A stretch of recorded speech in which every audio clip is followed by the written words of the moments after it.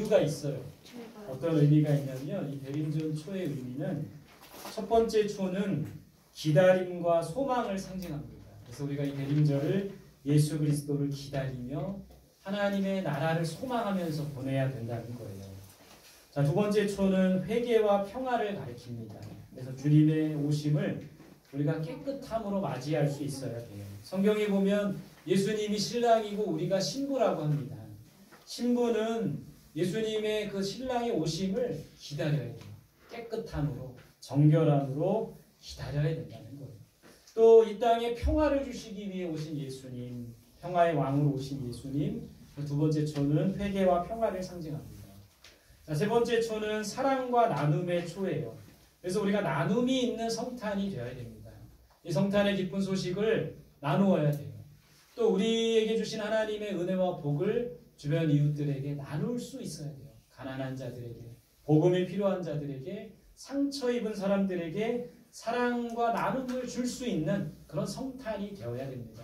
여러분들 주변에 나눔이 필요한 자가 누구인지 보시고, 저도 이제 나눔이 필요한 사람이 누구일까 생각해 보다가 저희 아파트에 아침마다, 요즘에 눈이 많이 오잖아요. 아침마다 이렇게 추운 날씨에도 이렇게 차 사고 나지 않도록, 교통이 원활하도록 이렇게 주차가 아니고 차량 안내를 해주시는 분이 있어요. 저분에게 언젠가는 따뜻한 꿀물을 좀 드려야 되겠다 생각하고 있어요. 그래서 여러분 우리 주변에 나눔이 필요한 자들과 함께하는 성탄이 되어야 됩니다. 마지막 네 번째는 만남과 화해의 초예요. 무엇보다 우리가 이 성탄을 준비하면서 대림절을 보내면서 예수 그리스도를 만나야 됩니다. 화해와 평안이 있는 성탄이 되기를 소망합니다. 그런 성탄이 되기를 간절히 소망합니다. 오늘 본문 말씀 다시 한번 읽어볼게요. 시작. 말씀이 육신이 되어 우리 가운데 거하시매 우리가 그의 영광을 보니 아버지의 독생자의 영광이요 은혜와 진리가 충만하더라. 오늘 성경에 보니까요, 말씀이 육신이 되었대요. 이게 무슨 말일까요? 말씀이 육신이 되다. 이게 무슨 말이에요? 말씀이 사람이 되셨다는 거예요. 예수 그리스도께서 육신의 몸을 입고 이 땅에 오셨는데 예수님은 말씀으로 이 땅에 오셨다는 것을 가르치고 있습니다. 우리 가운데 거하시매, 말씀이 육신이 되어 우리 가운데 거하시매, 이게 무슨 말입니까? 말씀이신 예수님이 우리 안에 거하신다는 거예요. 그러니까 예수님께서 육신을 입고 이 땅에 오셨고 또 말씀으로 오셔서 그 말씀이신 예수님이 우리 안에 거하신다라는 말이에요. 여러분, 예수님이 우리 안에 거하시면 어떤 일이 벌어집니까? 오늘 성경에서는 우리가 그의 영광을 보게 된다. 말씀이신 예수님 우리 안에 거하시면 우리가 하나님의 영광을 보게 되는 거예요. 또 은혜와 진리가 충만하게 된다. 그러니까 여러분, 우리가 예배 드릴 때, 신앙생활할 때 필요한 게 은혜입니다. 또 진리예요. 진리이신 예수 그리스도가, 진리이신 하나님의 말씀이 필요한데, 말씀이신 예수님 우리 안에 거할 때 은혜가 넘치는 거예요. 진리가 넘치는 거예요. 자, 1절, 2절 말씀에서도 이런 말씀은 예수님이 말씀인 것을 증언하고 있어요. 같이 볼게요. 시작. 태초에 말씀이 계시니라. 이 말씀이 하나님과 함께 계셨으니 이 말씀은 곧 하나님이시니라. 그가 태초에 하나님과 함께 계셨고. 여러분, 예수님은 이 땅에 평화의 왕으로 오셨어요. 또 이 땅에 기쁨과 행복을 주기 위해 오셨습니다. 사랑으로도 오셨어요. 근데 요한복음에서는 특별히 예수님이 말씀으로 오셨다는 것을 가르쳐주고 있습니다. 태초에 말씀이 계십니다. 말씀이 하나님과 함께 계셨다. 그 말씀이 누구시라고요? 예수님이고 그 말씀이 곧 하나님이시다. 오늘 그렇게 말씀하고 있어요. 정리해보면 이거예요. 하나님은 곧 말씀이시고 말씀은 곧 예수님이다. 좀 어려울 수 있는데 삼위일체 하나님을 보면 알 수 있어요. 성부, 성자, 성령 하나님이 다 세 분이 각각 다른데 한 분이라고 우리가 믿고 있잖아요. 그 중에 이 성자 예수님은 말씀, 하나님의 말씀으로 이 땅에 오셨다라는 거예요. 여러분, 왜 예수님이 말씀으로 이 땅에 오셨습니까? 하나님께서 친히 이 땅에 오시고 싶으셨는데 친히 올 수가 없는 거예요. 왜냐하면 하나님은 너무나도 크고 위대하신 하나님이시기 때문에. 그래서 그 하나님이 말씀으로 이 땅에 오신 거예요. 예수님이라는 육신의 옷을 입고 이 땅에 오신 거라는 겁니다. 그래서 여러분, 말씀이, 하나님의 말씀이 예수님의 육신을 입고 오신 것이 바로 요한복음 1장의 내용이라는 겁니다. 오늘 요한복음에서 말하는 이 말씀은 무엇인가? 성경에서 말하는 말씀은 원어상으로 여러 가지가 있습니다. 첫 번째는 구약에 보면 다마르라고 되어 있어요. 따라해볼까요? 다마르.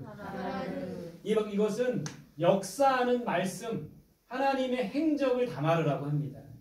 그러니까 저 이스라엘 백성들이 홍해 바다를 가르고 무사히 건넜던 일, 이것이 바로 하나님의 행적이고 하나님의 말씀이에요. 다마르예요. 그래서 하나님이 말씀으로 천지를 창조하셨죠.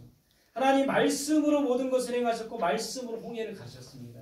거기서 말하는 이 말씀이 바로 다마르예요. 두 번째 따라합시다. 로고스. 이것은 계시되는 말씀, 예수님을 말합니다. 그러니까 요한복음 1장 오늘 이 말씀의 말씀은 바로 로고스예요. 로고스. 그래서 말씀이 육신이 되어 이 땅에 오셨다 말할 때 이 말씀은 원어로 로고스, 계시된 하나님의 말씀이라는 겁니다. 세 번째로 이 말씀은 여러분 레마의 말씀이 있어요. 따라해보세요. 레마. 이거는 설교라고도 하고 나에게 주시는 말씀입니다. 여러분 정리해보면 로고스의 말씀이 레마가 되어야 돼요. 말씀이신 예수님이 우리 안에 들어온다는 것은 레마의 말씀이 되는 겁니다.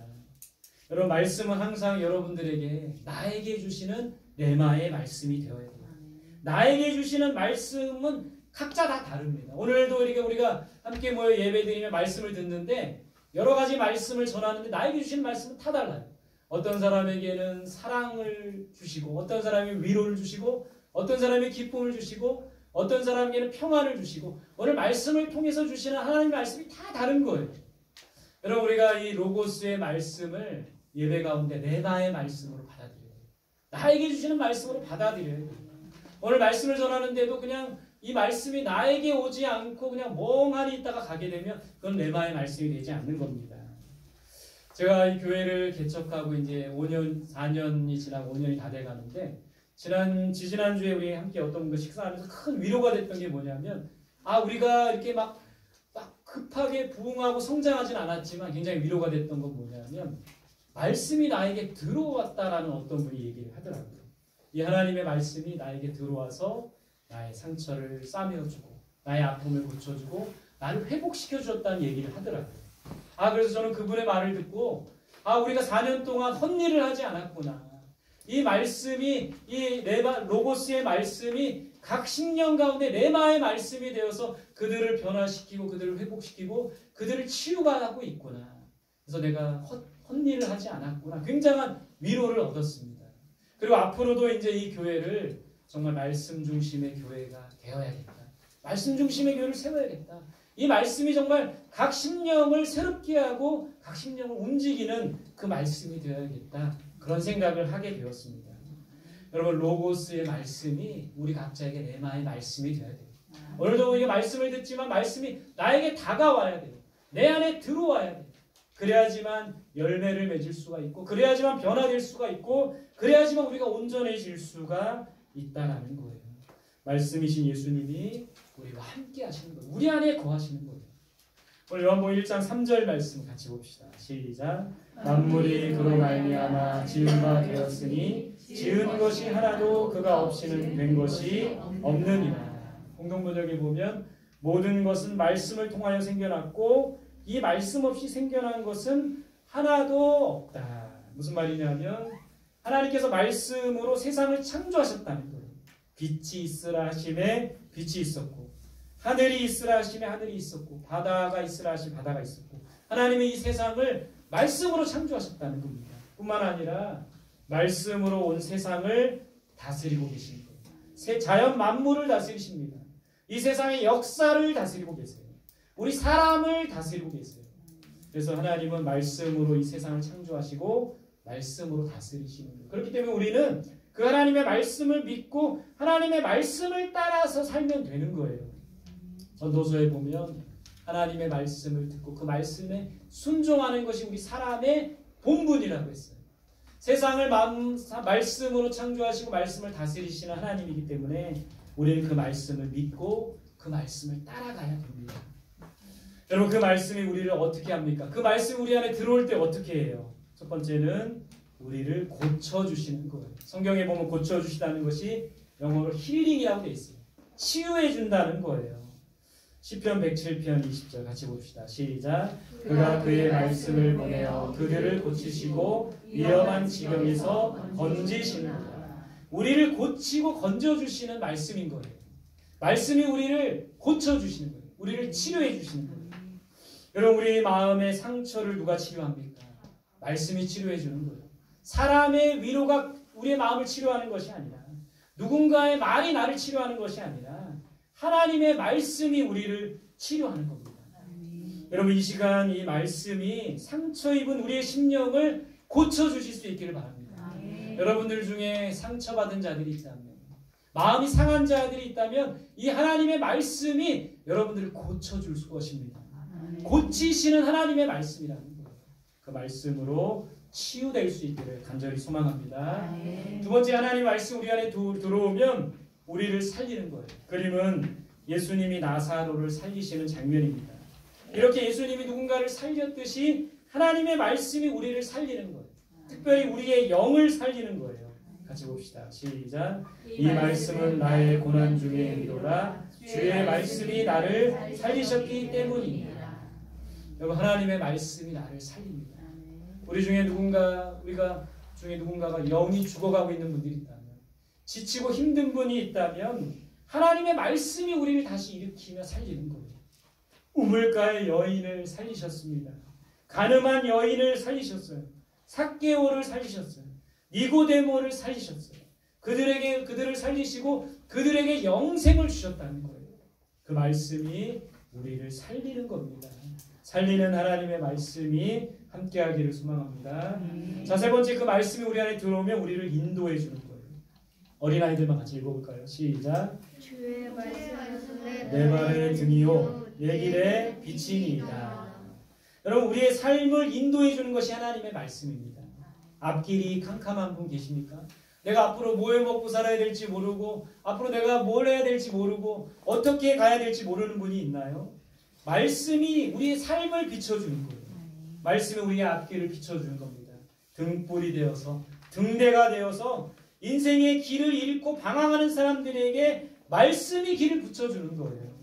말씀 따라, 저는 말씀이 비춰줘서 말씀 따라 여기까지 온 겁니다. 마찬가지로 우리 모든 삶을 비춰주는 게 하나님의 말씀이에요. 우리의 앞날이 컴컴합니까? 앞길이 보이지 않습니까? 그 말씀이 등불이 되어서 우리의 길을 비춰주는 거예요. 그 말씀이 우리의 삶을 인도할 수 있기를 간절히 소망합니다. 네 번째는, 말씀이 우리 안에 들어오면 죄짓지 않게 하는 거예요. 죄가 우리를 넘어지게 하고 망하게 합니다. 그런데 우리 119편 11절 어른들이 같이 봅시다. 시작. 내가 주께 범죄하지 아니하려 하여 주의 말씀을 내 말에 구원하나이다. 시편 기자의 고백을 한번 유의해서 보세요. 죄짓지 않는 방법은 뭡니까? 우리가 죄 안 지으려고 몸부림치잖아요. 날마다 죄 안 지으려고 몸부림칩니다. 저도 주일 예배 드리고 나서 이제는 다시는 죄 안 지어야지 하는데, 또 월요일날 되면 또 죄 짓고, 또 제 안에 욕심과 탐욕과 분과 이런 것이 막 나오는 거예요. 근데 죄 짓지 않는 방법은 뭐라고 얘기하고 있어요? 시편 기자가 말씀을 우리 마음에 두면 된대요. 항상 말씀이 우리 안에 있으면 죄가 들어올 수 없는 거예요. 죄라는 것은 우리가 말씀으로 가득하고 예수로 충만하면 죄는 들어올 수 없는 겁니다. 말씀을 마음에 두고, 말씀을 생각에 두고, 말씀을 우리 입술에 두면, 말씀이 우리에게 떠나지 않으면 죄가 들어올 수 없는 거예요. 죄 짓지 않는 방법은 말씀으로 충만한 거예요. 마지막 다섯 번째, 이 말씀이 우리 안에 오면 우리를 온전하게 하는 겁니다. 디모데후서 3장 16절 17절 같이 시작. 모든 성경은 하나님의 감동으로 된 것으로 교훈과 책망과 바르게 함과 의로 교육하기에 유익하니, 이는 하나님의 사람으로 온전하게 하며 모든 선한 일을 행할 능력을 갖추게 하려 함이라. 이게 굉장히 중요한 말씀입니다. 여러분, 성경은 하나님의 감동으로 쓰여졌대요. 성경이 왜 어렵습니까? 우리 친구들 성경을 읽지만 성경이 이해가 쉬워요? 우리 그래도 요즘에 1만 장 성경 읽기 하면서 아이들이 성경을 많이 읽어요. 매일 한 장씩 읽는 친구도 있고, 어떤 중학생, 바쁜 중학생인데 일주일에 70장씩, 하루에 10장씩 읽나 봐요. 읽는 친구들도 있어요. 근데 여러분, 이 성경이 저도 읽어보지만 어려워요. 왜 어렵습니까? 성경은 하나님의 감동으로 쓰여졌기 때문에 그런 거예요. 인간의 지혜가 아니라 하나님의 감동으로 쓰여졌기 때문에 어려워요. 그렇다면 성경이 쉬우려면 어떻게 될까요? 하나님의 감동으로 읽어야 되는 거예요. 하나님의 영이 우리에게 임하여야지만 이해할 수 있는 거예요. 깨달을 수 있는 겁니다. 오늘 우리가 말씀을 듣는 이 시간에도 하나님의 영이 우리 마음에 감동을 주시고 지혜를 주셔야지만 그 말씀을 깨달을 수가 있는 거예요. 그래서 여러분 예배 드릴 때, 말씀을 들을 때 성령님 오늘도 나에게 말씀을 깨닫게 해주세요. 여러분 집에서 성경을 읽을 때 성령님 이 말씀을 깨닫게 도와주세요. 그렇게 읽어야 돼요. 그렇게 읽을 때 말씀을 깨달을 수 있고 알 수가 있는 거예요. 성경은 우리를 교훈과 책망과 바르게 함과 의로 교육하게 유익하게 해요. 우리를 올바르게 하는 것이 바로 성경입니다. 여러분 제가 확신하건대 성경만 잘 가르치고 배우면 결코 잘못된 길로 가지 않는 거예요. 이 말씀이 우리를 바르게 하고 의로 교육하는 겁니다. 또 이 말씀이 하나님의 사람으로 온전하게 한다고 되어 있어요. 디모데후서에 보면. 여러분 온전이 뭡니까? 성경사전에 보면 조금도 부족함이 없고 흠이 없으며 완벽하고 완성된 상태, 하나님의 성품이 바로 온전함이에요. 여러분 인간은 스스로 온전할 수 없습니다. 온전하신 분은 하나님밖에 없어요. 어떻게 우리 인간이 완전하고 완벽합니까? 여러분들이 보기에 제가 완전해 보이나요? 완벽해 보이나요? 저도 흠이 많은 사람이에요. 저도 허물이 많은 사람이에요.